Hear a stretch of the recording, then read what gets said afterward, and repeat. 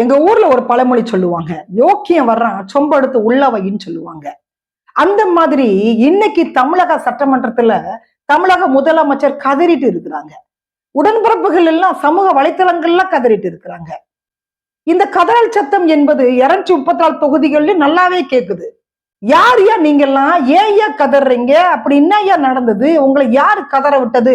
அப்படின்னு உடன்பிறப்புகள் போட்டு அந்த பதிவுல போய் பார்க்கும்போது, நேற்று செங்கல்பட்டு மாவட்டம் மதுராந்தகத்துல நம்ம பாரத பிரதமர் திரு நரேந்திர மோடி அவர்களுடைய தலைமையில தேசிய ஜனநாயக கூட்டணியில் தமிழகத்தை பொறுத்த வரைக்கும் அதிமுக தலைமையிலான தேசிய ஜனநாயக கூட்டணியில அண்ணன் டிடிவி இணைந்துதான் வைரல் செய்தி. அதுதான் கதறலுக்கு காரணம்.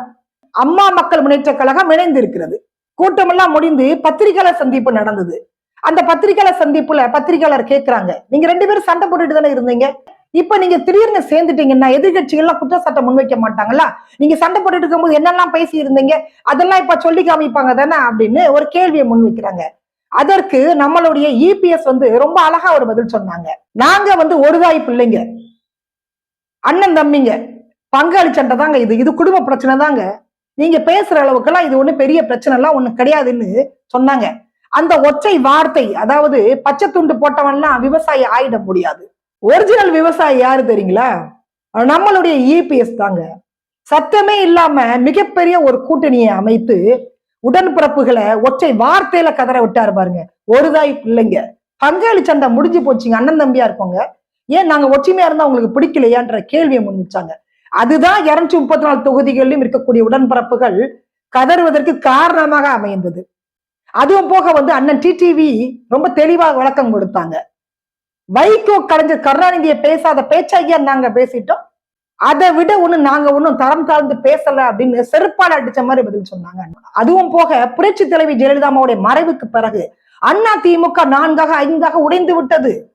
எடப்பாடி பழனிசாமி என்பவர் தனிமைப்படுத்தப்படுவார், அடையாளமே இல்லாம அவர் போயிடுவாருங்க, அவரால தேர்தல போட்டி கூட போட முடியாதுங்க அப்படின்ற ஒரு பிம்பத்தை கிரியேட் பண்ணாங்க. அதுவும் போக குறிப்பிட்ட வாக்கு சதவீதம் உள்ள எந்த கட்சியும் எடப்பாடியோட அதிமுகவோட கூட்டணி எல்லாம் வைக்க மாட்டாங்கன்னு கதைகள் எல்லாம் அளந்து விட்டாங்க. ஆனால் நடந்துள்ள கூட்டணி திருப்பங்களை பார்க்கும் பொழுது நல்ல ஸ்ட்ரைக் ரேட்டோடு எடப்பாடி பழனிசாமி அவர்கள் தமிழக தேர்தல் களத்தில் ஆடிக்கொண்டிருக்கிறார் என்பது தெளிவாக தெரிகிறது. அதே மாதிரிங்க தமிழகத்தில் இருக்கக்கூடிய 234 தொகுதிகளிலும் சவால் விடக்கூடிய ஒரு கூட்டணியை, வலுவான கூட்டணியை சத்தமே இல்லாமல் உருவாக்கி விட்டார் நம்மளுடைய இபிஎஸ். ஒரே கருத்துடைய கட்சிகளை கூட்டணியில இணைக்கிறதெல்லாம் பெரிய விஷயம் கிடையாதுங்க. எதிரெதிர் துருவங்களாக இருக்காங்கல்ல, அவங்கள கூட்டணிக்கு கொண்டு வர்றதுதான் மிகப்பெரிய ஒரு சவால். அந்த சவால்ல வெற்றி பெற்றிருக்கிறார் நம்மளுடைய இபிஎஸ். அதே மாதிரிங்க இந்த கூட்டணி அமைவதற்கு பாஜக தான் காரணம் என்று எடப்பாடி கே பழனிசாமி அவர்கள் சொன்னாலும் கூட, இந்த கூட்டணிக்கு மிக முக்கியமான ஒரு கருவியாக செயல்பட்டது யாரு என்றால் அதுவும் நம்மளுடைய எடப்பாடி கே பழனிசாமி அவர்கள் மட்டும்தான். அதனாலதான் தமிழக சட்டமன்றத்துல தமிழக முதலமைச்சர் எல்லாருக்கும் நன்றி சொன்னாங்க, எதிர்கட்சிக்கும் நன்றி சொன்னாங்க, அதாவது அதிமுகவுக்கும் நன்றி சொல்றாங்க. அவங்களுக்கே தெரிஞ்சு போச்சு இனிமே நம்ம ஆட்சியை பிடிக்க போறது இல்லை அப்படின்னு. அரசியல் மட்டுமல்ல, பொது வாழ்க்கையிலும் கூட உலகத்திலே மிக மோசமான ஒரு வாசகம் எது தெரியுங்களா? கண்ணுக்கு எட்டின தூரம் வரைக்கும் எதிரிகளே இல்லை. அந்த வாசகம் தான் மோசமான வாசகம். அப்படிதான் இன்னைக்கு டிஎம்கே பேசிட்டு இருக்கிறாங்க. இதுதான் அவங்களுடைய வீழ்ச்சிக்கு காரணமாகவும் அமைய போகிறது என்பது அவங்களுக்கு தெரியல. ஆளுங்கட்சி மீது மக்களுக்கு இருக்கக்கூடிய வெளிப்படுத்தாத வெறுப்பு என்பது வெளிப்படையான எதிரிகளை விட மிக மோசமானது. அந்த ரகசிய வெறுப்பு என்பது உடன்பிறப்புகளுக்கு இப்ப தெரியாது. நேற்று மதுராந்தகம் பொதுக்கூட்டம் முடிந்த பிறகு பத்திரிகையாளர் சந்திப்புல நிறைய கேள்விகளை முன் வச்சாங்க. அதற்கான பதிலை நம்மளுடைய இபிஎஸ் அண்ணன் டிடிவி தினகரன் அவர்களும் கொடுத்துட்டாங்க. இருந்தாலும் கூட நானும் உங்களுக்கு நினைவுபடுத்த விரும்புறேன். அதாவது இங்க உலகத்திலே ஒரு மோசமான அரசியல்வாதி யாருன்னு கேட்டீங்கன்னா, தமிழகத்தில் இருக்கக்கூடிய நாடாளுமன்ற புயல் வைகோ அவர்கள் தான் மிக மோசமான அரசியல்வாதி. வைகோ நாடாளுமன்ற புயல் அப்படின்னு அவரை சொல்லுவாங்க. அந்த அளவுக்கு அவருடைய பேச்சு என்பது வாளை விட கூர்மையாக இருக்கும், அரங்கமே அதிரும். அப்படிப்பட்ட ஒரு பர்சன், அவரை மாதிரி கலைஞர் கருணாநிதியை யாரும் விமர்சனம் பண்ணிருக்கவே முடியாதுங்க. 2009 காலகட்டத்துல ஈழத்துல போர் நடந்துட்டு இருக்குது, மத்தியில காங்கிரஸ் இருக்கு, மாநிலத்துல டிஎம்கே இருக்குது. நம்ம ஐயா கூட மனைவி துணைவி 2 பேரையும் தலைமாட்டுல வச்சுக்கிட்டு சாப்பிட்டுட்டு வந்து உண்ணாவிரதம் இருந்தாங்களே ஏற்குலர் முன்னாடி, நீங்க அதெல்லாம் மறந்திருக்க மாட்டீங்க. அப்படியெல்லாம் வந்து ஈழத்துக்காக தியாகம் பண்ணவங்க நம்முடைய கலைஞர் கருணாநிதி அப்படின்னு உடன்பிறப்புகள் எல்லாம் பேசிட்டு இருக்கிறாங்க. அப்படிப்பட்ட கலைஞர் கருணாநிதி அவர்களை 1,00,000 தமிழ் மக்களை கொன்று குவித்த தமிழின துரோகி என்று சொன்னவர் வைகோ. துரோகி என்ற ஒரு வார்த்தையை தமிழ்ல அறிமுகப்படுத்தினதே வைகோ நம்ம எடுத்துக்கலாம். அந்த அளவுக்கு ஒரு கடுமையான குற்றச்சாட்டை முன்வைத்தார். விஞ்ஞான ரீதியான ஊழல் அது எங்க இருக்குன்னா கருணாநிதியோட குடும்பத்துலதான் இருக்குன்னு சொன்னாரு. அவர் சொன்ன அந்த விஞ்ஞான ரீதியான ஊழல் என்ன தெரியுங்களா? 2G. அதை நம்ம மறக்க முடியாது. இப்ப நீங்க 5G 6G வரைக்கும் போயிட்டு இருக்கீங்க. எந்த ஜி வந்தாலும் சரி, எத்தனை ஜி நீங்க போனாலும் சரி, 2G உங்களால வாழ்க்கையில மறக்கவே முடியாதுங்க. ஆமாங்க, 2Gன்னா நமக்கு 2 பேர் ஞாபகத்துல வரும்ல. 2008 காலகட்டத்துல 2G வந்த புதுசுங்க. அப்ப பாத்தீங்க அப்படின்னா அரசாங்கம் நிர்ணயித்த விலையை விட 2G அலைக்கட்டை என்பது குறைவான விலைக்கு இவங்க வந்து சேல்ஸ் பண்ணிருக்கிறாங்க. அதனால 1,76,000 கோடி அரசாங்கத்துக்கு இழப்பீடா இருக்குது. அதை முன்னிட்டு நம்மளுடைய சுப்பிரமணிய சுவாமி வந்து ஒரு வழக்கு போட்டாருங்க. அந்த வழக்குல தான் அம்மா வந்து தீகார் ஜெயில இருந்தாங்க. 2008 தொலைத்தொடர்பு அமைச்சராக இருந்தவர் ஆர் ராசா, எம்பியாக இருந்தது கனிமொழி. இவங்க சேர்ந்துதான் வந்துட்டு 1,76,000 கோடி ஊழல் செய்ததாக சிஏஜி அறிக்கை கொடுத்திருக்கிறாங்க. அந்த வழக்கு கிட்டத்தட்ட 10 வருட காலம் நடந்தது உச்சநீதிமன்றத்துல. 2017 காலகட்டத்துல சரியான ஆதாரங்கள் இல்லை அப்படின்னு விடுதலை பண்ணாங்க 15 பேர்த்த. ஏற்கனவே ஐயா வைகோ சொன்ன மாதிரி விஞ்ஞான ரீதியான ஊழல் அதுதான் இது, இந்த 2G ஊழல்.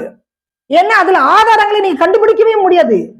உயர்நீதிமன்றம் உச்ச நீதிமன்றம் இல்ல, யாரு வந்தாலும் ஆதாரங்களை கண்டுபிடிக்க முடியாத ஒரு ஊழலை செய்யக்கூடிய திறமைசாலிகள் யாரு அப்படின்னு கேட்டீங்கன்னா கலைஞர் கருணாநிதியோட குடும்பம் தான். இது ஐயா வைகோ சொன்னதுதாங்க, நான் சொல்லலைங்க. அதே மாதிரி 2016 காலகட்டத்துல மதுரை விமான நிலையத்துல ஐயா வைகோ வந்து பேட்டி கொடுக்குறாங்க. என்ன சொல்றாங்க அப்படின்னா, cannot escape Stalin from 2G. எனக்கும் இந்த குடும்பத்துக்கும் சம்பந்தம் இல்லைன்னா அவர் தப்பிக்கவே முடியாது. அவர் எல்லா துறைகள்லயும் வந்து பங்கெடுத்திருக்கிறாரு. இந்த 2G வழக்கை பொறுத்த வரைக்கும் இந்த ஊழல்ல A1 குற்றவாளி, முக்கிய குற்றவாளி யார் தெரியுங்களா? மு.க. ஸ்டாலின் அவர்கள் தான். பாவம், கனிமொழி பலிகட ஆகிவிட்டாரு. இதை வந்து வைகோ வெளிப்படையாக அன்று பேசினார். அவரு தாங்க சொன்னாரு, மு.க. ஸ்டாலின் ஒரு தத்தி, அவருக்கு எதுவுமே தெரியாது. ஒன்றிய செயலாளர் வார்டு உறுப்பினர் இருக்கிறார்ல, அவருக்கு தெரிந்த நாலேஜ் கூட இவருக்கு தெரியாதுங்க. ஒரு குடும்பம் ஊழல் செய்யறாங்கல்ல, உலகத்திலேயே இந்த மாதிரி ஊழல் செய்யக்கூடிய ஒரு குடும்பத்தை நீங்க பார்த்திருக்கவே முடியாது. தமிழகம் என்பது எப்பேற்பட்ட முதலமைச்சர்கள்லாம் ஆண்ட ஒரு மாநிலம் தெரியுங்களா? அப்படிப்பட்ட ஒரு மாநிலத்துல ஒரு சாபக்கேடாக இந்த குடும்பம் இருக்குன்னு வைகோ ஐயா பேசினாரு. இந்த ஊழலை ஒழிக்க வேண்டும், இந்த குடும்பத்தை அப்படியே அகற்ற வேண்டும் அரசியலில் இருந்து. அதற்காகத்தான் இந்த சிலுவை போற வந்து நான் தொடங்கி இருக்கிறேன், தர்ம யுத்தத்தை ஆரம்பிச்சிருக்கிறேன்னு பேசினாங்க வைகோ ஐயா. ஓபிஎஸ் பண்ணதெல்லாம் தர்ம யுத்தமாங்க. நம்ம நாடாளுமன்ற புயல் வைகோ பாத்தீங்கல்ல, சமீபத்துல திருச்சியில தர்ம யுத்தம் எப்படி பண்ணாருன்னு பாத்தீங்கல்ல. 2016 விமான நிலையத்துல பேட்டி கொடுக்குறாரு. 2017 விடுதலை ஆகிறாங்க. 2018 காலத்துல அந்த விடுதலை வந்து நான் வரவேற்கிறேன்னு பேட்டி கொடுத்தவர் வைகோ. அவரை மாதிரி ஒரு கேவலமான மோசமான அரசியல்வாதியை நீங்க பார்த்திருக்கவே முடியாது. அப்படி ஒரு மானம் சூடு இல்லாத ஒரு அரசியல் கட்சியையும் நீங்க பார்த்திருக்க முடியாது. அப்படி பேசின அவரையும் கூட கட்சியில இணைத்து கொண்டு அண்ணன் வைகோ, அண்ணன் வந்து சிங்கம், அண்ணன் புலி அப்படின்னு உடன்பிறப்புகள்லாம் வந்து இன்னைக்கு பெருமையா பேசிட்டு இருக்கிறாங்க. தன்னுடைய மகனான துரை வைகோக்கு ஒரே ஒரு எம்பி சீட்டுக்காக திருச்சியில இருந்து 85 வயதுல போதாத காலத்துல நடைபயணம் ஆரம்பிச்சிருக்கிறாரு. எவ்வளவு பெரிய கொடுமைன்றதை நீங்க பாருங்களேன். எப்படி இருந்த நான் இப்படி ஆகிடுன்ற வாசகம் வந்து நாடாளுமன்ற புயல் வைகோ அவர்களுக்கு மட்டும்தான் பொருந்தும். அதே மாதிரி அரசியல்ல கொள்கையை மாற்றுவதெல்லாம் வந்து வேட்டியை மாத்துற மாதிரி தான் ஐயா. மானஞ்சோடு சொன்னா இருக்கவே கூடாது. அதெல்லாம் வந்து யாருக்கு பொருந்தும் பாத்தீங்கன்னா நம்முடைய டிஎம்கேக்கு மட்டும்தான் பொருந்தும். அப்படி வடிவேல் சொன்ன மாதிரி என் குடும்பத்தை அவன் கழுவி ஊத்துவான், அவன் குடும்பத்தை நான் அசிங்கமா பேசுவேன், இதெல்லாம் எங்களுக்குள்ள சகஜம்ன்ற மாதிரி வைகோ வந்து டிஎம்கே உடன்பரப்புகள் பேசுறதும், டிஎம்கே கலைஞர் கருணாநிதியிலிருந்து உதயநிதி ஸ்டாலின் வரைக்குமே வைகோ அவர்கள் பேசுறதும் வந்து அவங்களுக்கு சகஜமான ஒரு விஷயம் தான். அவங்களுக்கு மானஞ்சோடு சொரணை எல்லாம் இருக்காது. அதனால அவங்க எல்லாம் வந்துட்டு அண்ணா திமுக அம்மா மக்கள் முன்னேற்ற கழகம் பற்றி பேசுவதற்கு எந்த அருகதையும் கிடையாது, எந்த தகுதியும் கிடையாது. அந்த காலகட்டத்துல தந்தை பெரியார் இவங்க சொல்லிட்டு இருக்கிறாங்கல்ல, அவர் 75 வயதுல மணியம்மையை திருமணம் செய்துட்டாரு, அதனால வந்து எங்களுக்கு அசிங்கமா இருக்குன்னு வெளியில வந்து திராவிட முன்னேற்ற கழகம் என்ற ஒரு கட்சி ஆரம்பித்தார் அறிஞர் அண்ணா. அதே மாதிரி காங்கிரஸ்க்கு எதிராகவும் இந்த கட்சி ஆரம்பிக்கப்பட்டது. தேர்தலில் வந்து போட்டியிட்டு ஆட்சியை பிடித்தாங்க. அதற்கு பிறகு பாத்தீங்க அப்படின்னா குடும்ப அரசியல் நடக்குதுன்னு சொல்லிட்டு வைகோ வெளியில வந்துட்டு மதிமுக ஒரு கட்சி ஆரம்பித்தார். இன்னைக்கு நீங்க பாத்தீங்கன்னா அந்த இந்தியா கூட்டணியில திராவிட கழகம் இருக்குது. திராவிட கழகத்தை எதிர்த்து ஆரம்பிக்கப்பட்ட திராவிட முன்னேற்ற கழகம் இருக்குது. காங்கிரஸ் எதிர்த்து ஆரம்பிக்கப்பட்ட திராவிட முன்னேற்ற கழகம் அதுல இருக்குது. திராவிட முன்னேற்ற கழகத்தை எதிர்த்து அதிமுகவுடன் கூட்டணியில இருந்த விசிக இன்னைக்கு கூட்டணியில இருக்குது. திராவிட முன்னேற்ற கழகத்தை எதிர்த்து ஆரம்பிக்கப்பட்ட மதிமுக கூட்டணியில இருக்குது. இப்படி மானம் சூடு சொரணை இல்லாத ஒரு கூட்டணியாக இந்தியா கூட்டணி இருந்து கொண்டு இவங்க வந்து தேசிய ஜனநாயக கூட்டணியை பற்றி பேசுறாங்க. இவங்க அதிமுக பற்றி விமர்சிக்கிறாங்க. எப்படி நீங்க வந்து சண்டை போட்டுட்டு சேருவீங்கன்னு கேக்குறாங்க. நேற்று இபிஎஸ் அவர்களும் அண்ணன் டிடிவி அவர்களும் சரியான விளக்கத்தை கொடுத்திருக்காங்க. நானும் என்னுடைய பங்குக்கு விளக்கத்தை கொடுத்திருக்கேன். இதுவும் உங்களுக்கு புரியல அப்படின்னா மறைந்து போன கலைஞர் கருணாநிதி வந்தாலும் உங்களுக்கு புரிய வைக்க முடியாது.